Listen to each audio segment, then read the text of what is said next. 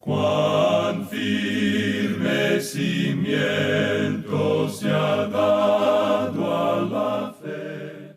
A través de la Biblia, un análisis de la Biblia libro por libro que le ayudará a crecer espiritualmente. Estos estudios fueron diseñados por el Dr. J. Vernon McGee. Acompáñenos en este fascinante recorrido a través de la Biblia. La palabra de Dios. Empezamos esta nueva semana en el libro de Isaías en el capítulo 28, donde leemos en el versículo 5. En aquel día, Jehová de los ejércitos será por corona de gloria y diadema de hermosura al remanente de su pueblo. Bienvenidos a Través de la Biblia, el programa donde conocemos a Dios en su palabra. Soy su anfitrión, Heiel Ortiz. En el estudio de hoy, aprendemos que la expresión en aquel día que encontramos allá en Isaías capítulo 28:5 es una referencia al día del Señor que empieza con la gran tribulación y se extiende hasta el fin del milenio. Es una mirada hacia el futuro, hacia el reino milenial que ha de venir. Para aprender más acerca del milenio, le animo a conseguir el librito gratuito titulado Simplemente el Milenio. Lo encontrará en atravesdelabiblia.org/destacado, junto con un par de otros recursos relacionados con nuestro estudio en Isaías. El sitio otra vez es atravesdelabiblia.org/destacado. El mismo librito se encuentra en atravesdelabiblia.org/libritos, junto con muchos libritos en una variedad de temas que les serán de edificación en su estudio de la palabra de Dios. Si usted está disfrutando de nuestro estudio en el libro de Isaías, no olvide que todos estos mensajes están disponibles para su descarga gratuita en nuestro sitio web. Visite atravesdelabiblia.org/escuchar para descubrir las varias opciones para escuchar el programa. Iniciamos este tiempo en oración. Padre Celestial, gracias por tu palabra y por lo que tú nos enseñarás hoy por tu Espíritu.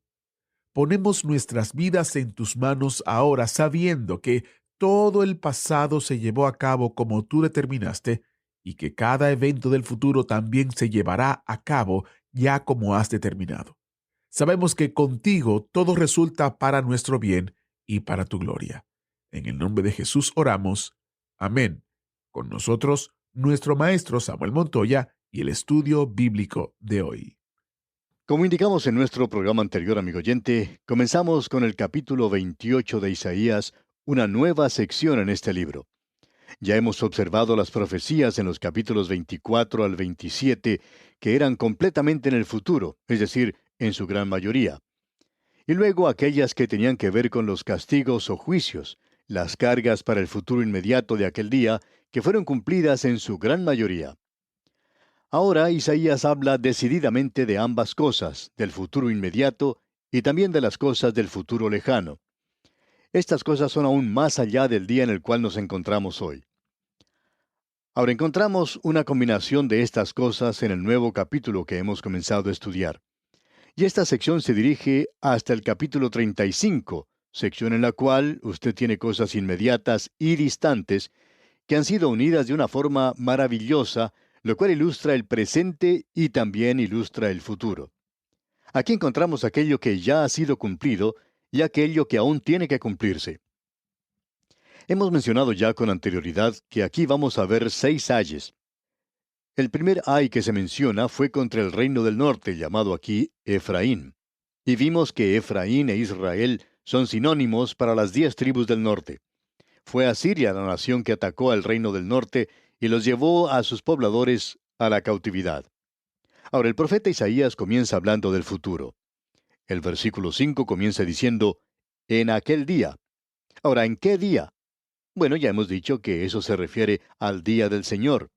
Comienza con la gran tribulación y continúa a través del mismo. Ahora se nos dice en este versículo 5 lo siguiente, en aquel día, Jehová de los ejércitos será por corona de gloria y diadema de hermosura al remanente de su pueblo. Esto mira hacia el futuro, es decir, hacia el reino milenario que vendrá. Lo que provocó la caída de Efraín, el reino del norte, fue la corona del orgullo. Pero en aquel día futuro, Dios los hace regresar a la tierra, y entonces será una corona de gloria. Luego en los dos versículos siguientes, los versículos 6 y 7, leemos: Y por espíritu de juicio al que se siente en juicio, y por fuerzas a los que rechacen la batalla en la puerta. Pero también estos erraron con el vino, y con sidra se entontecieron. El sacerdote y el profeta erraron con sidra, fueron trastornados por el vino, se aturdieron con la sidra, erraron en la visión, tropezaron en el juicio. Cierto hombre contaba una vez que él tenía contacto con hombres de negocios. Y él estaba diciendo en cuanto a un hombre que había comenzado a actuar de manera pecaminosa, es decir, que no era fiel a su esposa y que bebía demasiado. Y ese hombre contaba que su amigo, el hombre de negocios, había cometido ciertas torpezas en cuanto a la utilización del dinero en sus negocios, lo que había causado que los bancos no le adelantaran el dinero que necesitaba. Y la razón es que cuando un hombre comienza a beber, cuando un hombre comienza a pecar, pierde la agudeza y la claridad de pensamiento al hacer sus decisiones. Y aquí Dios nos está diciendo que eso es lo que provoca que esa nación caiga, y eso provocó el juicio sobre ellos. Ahora, pasando al versículo 13, observamos lo siguiente. La palabra, pues, de Jehová les será mandamiento tras mandamiento, mandato sobre mandato, renglón tras renglón, línea sobre línea, un poquito allí, otro poquito allá, hasta que vayan y caigan de espaldas y sean quebrantados, enlazados y presos. Ahora, secciones como las que leemos en este versículo aquí, y en realidad toda esta sección, es la que provoca que muchos expositores de la Biblia del pasado llamaran a Isaías el profeta de lo común. Y por cierto que eso es verdad. Aquí tenemos una gran declaración del profeta, y esa es la razón por la cual estamos pausando nuestra marcha aquí. Hay muchos creyentes hoy, y por lo general son creyentes que tienen algún problema, son gente que no está satisfecha con su vida cristiana. Ahora no queremos ofender a nadie en la forma como expresamos nuestras ideas, pero estas personas son en realidad ignorantes de la palabra de Dios. Y por allí se presenta alguien en la ciudad presentando algún cursillo que ellos pueden tomar, quizá de 1 o 2 semanas, o quizá de unos pocos días, y de pronto ellos tienen la respuesta a todos los problemas. Saben ahora cómo aguantar a la suegra, cómo no pelearse más con la esposa, y ya van a ser capaces de guiar a sus hijos de la manera correcta. El jefe les va a dar aumento de sueldo, porque uno se ha convertido en una persona, bueno, maravillosa, y es como una estrella que tiene como empleado. El hecho es que esa es la solución a todos los problemas de la vida. Pero permítanos decirle, amigo oyente, y hablando honradamente, porque sabemos que hay algunos de ustedes que van a desilusionarse, y estamos recibiendo muchas cartas en cuanto a esto. Y hay muchas personas que piensan que si ellos van a pasar por cierta experiencia, que eso les ayuda a resolver los problemas. Sin embargo, se amargan, se vuelven amargados porque esa experiencia no resolvió en realidad los problemas. Amigo oyente, escuche lo que la palabra de Dios tiene que decir. No hay ningún atajo aquí en cuanto a la vida cristiana. No hay ningún camino fácil. Amigo oyente, el yugo que el Señor Jesucristo da no es una carga fácil. Y de la única forma en que usted va a crecer como creyente es de esta manera. Y esto es tan común, es tan ordinario y sencillo, que casi no lo queremos mencionar. Porque en el momento en que uno lo diga, alguien va a decir, ¿y eso es todo? Bueno, amigo oyente, eso es todo. Pero es necesario poner todo lo que uno tiene. ¿Quiere usted conocer la palabra del Señor? La palabra del Señor era para esta gente mandamiento tras mandamiento, mandato sobre mandato. Era nada más que la tarea diaria de estudiar la palabra de Dios, renglón tras renglón, línea sobre línea, un poquito allá, otro poquito allá. ¿Y qué fue lo que sucedió? Ellos no continuaron, se echaron para atrás. Eso es todo. Ellos se encontraban en una condición de retroceso, por así decirlo. Y hay tantos creyentes que están en esa misma condición hoy. No es que ellos sean más débiles que los demás, sino que éstos no pasan el tiempo suficiente en el estudio de la palabra de Dios. Eso es todo. Reconocemos, amigo oyente, que lo que estamos diciendo no es algo realmente emocionante que cause mucho entusiasmo. Si nosotros anunciáramos hoy en este programa que tenemos un pequeño libro que uno puede solamente leer en 30 minutos, que si usted escribe y lo recibe, este librito le puede dar la respuesta a todos los problemas que puede encontrar en la vida cristiana, le garantizamos que en primer lugar, en el primer día recibiremos más de 1000 cartas solicitando ese librito. porque aún en ese grupo maravilloso de personas que nos escuchan a diario, habrá miles de personas que aceptarían algo como eso. Amigo oyente, en realidad nos va a llevar a nosotros 5 años o más para recorrer toda la Biblia. Eso no causa mucho entusiasmo, ¿verdad? ¿5 años? Bueno, eso es lo que nos vamos a demorar, amigo oyente. Mandamiento tras mandamiento, mandato sobre mandato, renglón tras renglón, línea sobre línea. De esa es la única forma en que usted y yo lo podemos obtener. Ahora escuche lo que dice aquí el versículo 14 de este capítulo 28 de Isaías. Por tanto, varones burladores que gobernáis a este pueblo que está en Jerusalén, oíd la palabra de Jehová. Y Dios dice, ese es el juicio para Israel en el norte, tiene que ser una advertencia para Judá en el sur. Efraín habla de Jerusalén, y Jerusalén nos habla a usted y a mí en el día de hoy. La palabra de Dios nos habla a todos nosotros. Parecería que Dios hubiera escrito ese libro no en el día de ayer, sino mañana. Tal es el valor actual de este libro. Notemos ahora lo que dice el versículo 15. Por cuanto habéis dicho, pacto tenemos hecho con la muerte, e hicimos convenio con el Seol.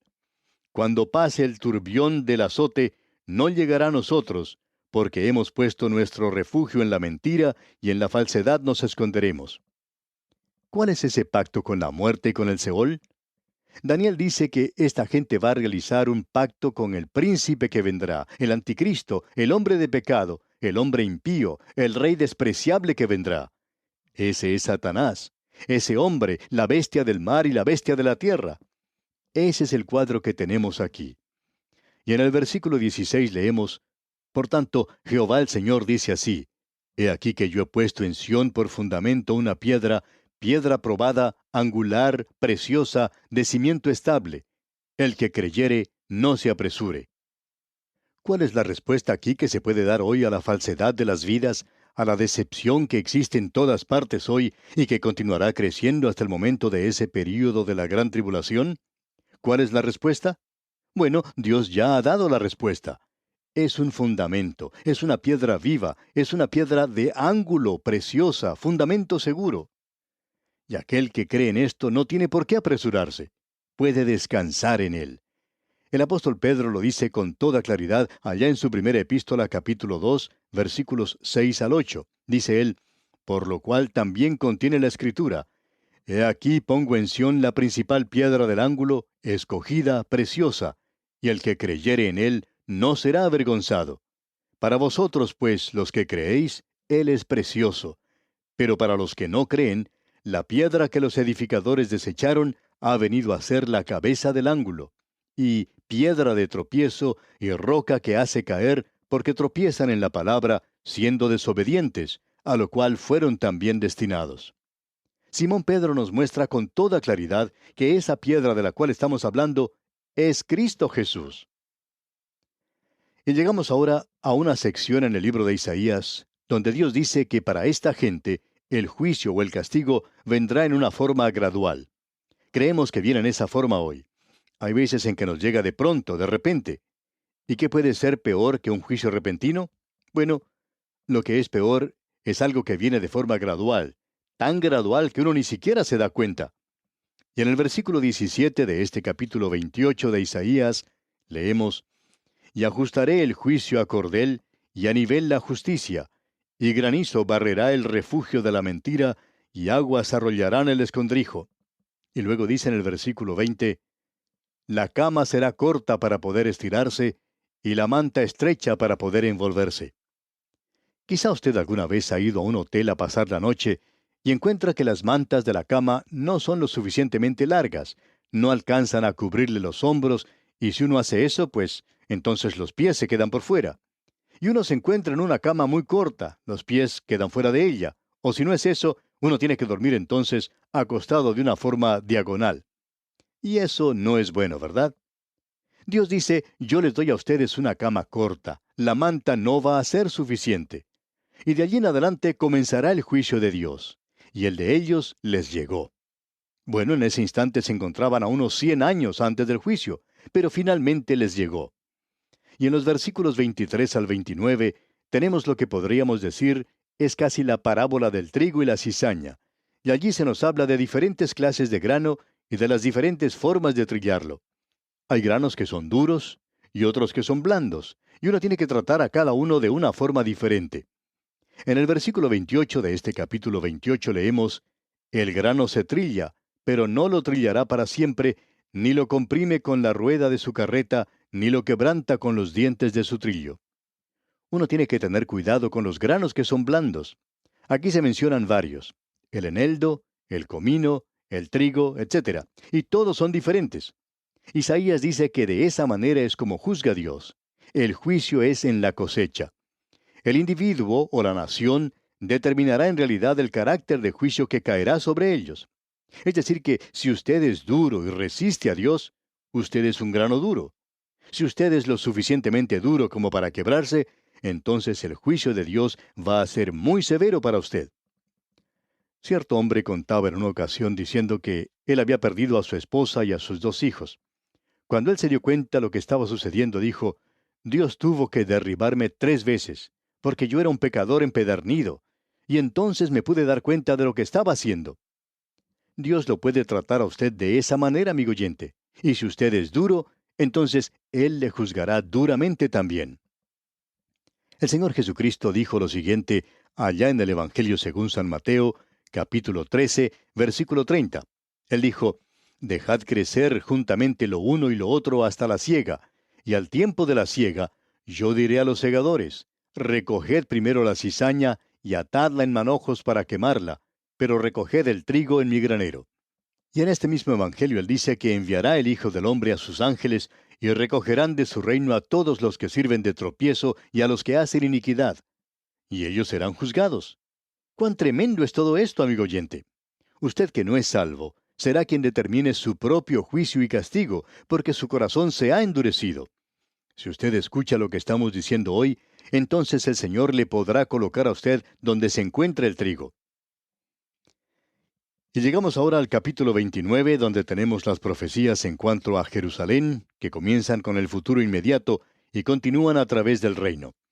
No vamos a entrar en detalles aquí, pero en primer lugar tenemos a Jerusalén, su historia y profecía, donde vemos a esta ciudad hollada por los gentiles. Luego tenemos a Jerusalén, su significado y mensaje. Usted recuerda que allá en el Evangelio de Lucas, capítulo 13, versículo 34, el Señor Jesucristo dijo: Jerusalén, Jerusalén, que matas a los profetas y apedreas a los que te son enviados. ¿Cuántas veces quise juntar a tus hijos como la gallina a sus polluelos debajo de sus alas, y no quisiste? He aquí, vuestra casa es dejada desierta. Y luego podemos decir: honor y gloria, bendito el que viene en el nombre del Señor. En el versículo 1 del capítulo 29 de Isaías tenemos lo siguiente, leamos: Ay de Ariel, ciudad donde habitó David. Añadid un año a otro, las fiestas sigan su curso. Ahora, ¿qué o quién es Ariel? Es necesario establecer el hecho de que Jerusalén es la ciudad designada bajo el título de Ariel. Ariel significa león de Dios, y se utiliza ya en el segundo libro de Samuel, capítulo 23, versículo 20, en referencia a Benaía, hijo de Joiada, hijo de un varón esforzado. Este mató a 2 leones de Moab, es decir, a 2 hombres como leones. Ahora, la palabra usada es Ariel. En Ezequiel capítulo 43, versículo 16, la misma palabra se traduce como altar. Esta palabra puede significar, bajo ciertas circunstancias, el altar de Dios. Ambas designaciones son un título para Jerusalén, porque esa es la ciudad donde moró David, y el león es la insignia de esa familia. Nuestro Señor es llamado el león de la tribu de Judá. Y Jerusalén es el lugar donde estaba ubicado el templo de Dios, y por supuesto que allí estaba el altar. Así es que aquí estamos hablando de Jerusalén. Y leemos: Ay de Ariel, ciudad donde habitó David. Esto es pronunciado contra esta ciudad donde habitó David, y es contra Jerusalén. Es una profecía muy destacada en cuanto a esta ciudad que comenzó en los días de Isaías y que continúa hasta el presente. Uno puede caminar por las calles de esa ciudad hoy y podrá apreciar que esta profecía se ha cumplido y seguirá cumpliéndose en el futuro. Ahora, en el versículo 2 de este capítulo 29 leemos: Mas yo pondré a Ariel en apretura y será desconsolada y triste, y será a mí como Ariel. Este es un juicio sobre Jerusalén. Luego dice el versículo 3, porque acamparé contra ti alrededor, y te sitiaré con campamentos, y levantaré contra ti baluartes. Nabucodonosor no había llegado aún, pero él vendría contra la ciudad y la destruiría. Y luego también tenemos el tiempo de los gentiles, y eso comenzó 606 años antes de Cristo, cuando Jerusalén fue destruida. El Señor dijo en el Evangelio de Lucas capítulo 21, versículo 24, y Jerusalén será hollada por los gentiles hasta que los tiempos de los gentiles se cumplan. Luego continuamos aquí con los juicios sobre Jerusalén, y el juicio final de Dios es el ataque final sobre Jerusalén. Él va a intervenir en el último momento y librará a su pueblo de la exterminación y esos sueños de los enemigos de Dios de que van a poder establecer sus propios reinos serán frustrados y luego Dios los derribará. Y luego Él edificará su reino, lo establecerá Él mismo como dijo que lo haría. Leamos pues esta profecía comprendida entre los versículos 6 al 8 de Isaías capítulo 29. Por Jehová de los ejércitos serás visitada con truenos, con terremotos y con gran ruido, con torbellino y tempestad y llama de fuego consumidor. Y será como sueño de visión nocturna la multitud de todas las naciones que pelean contra Ariel, y todos los que pelean contra ella y su fortaleza, y los que la ponen en apretura. Y le sucederá como el que tiene hambre y sueña, y le parece que come, pero cuando despierta, su estómago está vacío. O como el que tiene sed y sueña, y le parece que bebe, pero cuando despierta, se halla cansado y sediento. Así será la multitud de todas las naciones que pelearán contra el monte de Sión. Y vamos a tener que dejar esto por ahora, al final del versículo 8, y luego continuaremos, Dios mediante, con el versículo 9 de este capítulo 29 de Isaías, en nuestro próximo programa. Y como es nuestra costumbre, le sugerimos leer el resto de este capítulo 29 de Isaías, pues así será más fácil para usted seguir con nosotros este estudio en nuestro próximo programa. Dejamos con usted estas palabras del profeta Isaías. Tú guardarás en completa paz a aquel cuyo pensamiento en ti persevera, porque en ti ha confiado. Hasta pronto, y que Dios le bendiga. Muchas gracias al maestro Samuel Montoya por guiarnos y dirigirnos en el estudio de hoy. Qué interesante y emocionante es estudiar estas profecías acerca de el reino que el Mesías establecerá cuando venga otra vez. Si usted desea profundizar más en el libro y las profecías de Isaías, le animo a visitar nuestro sitio web para descargar una copia gratuita del comentario completo de Isaías. Encuéntrelo en atravesdelabiblia.org/comentarios, junto con los comentarios de los otros libros de la Biblia. atravesdelabiblia.org/comentarios. Estos recursos se los proporcionamos sin costo alguno gracias a las generosas ofrendas de oyentes como usted que colaboran económicamente con A Través de la Biblia. Soy Jehiel Ortiz y si Dios lo permite estaré con usted en una próxima entrega de su programa A Través de la Biblia. ¿Fue de ayuda para usted el estudio de hoy? ¿Desea enviarnos algún comentario de lo que ha estado escuchando? Entonces escríbanos, no espere más. Nuestro correo electrónico es atv@transmundial.org. atv@transmundial.org. Si desea recibir las notas y bosquejos de lo que estamos estudiando, suscríbase gratis en nuestra página en internet, a través de la Biblia.org/notas, a través de la Biblia.org/notas.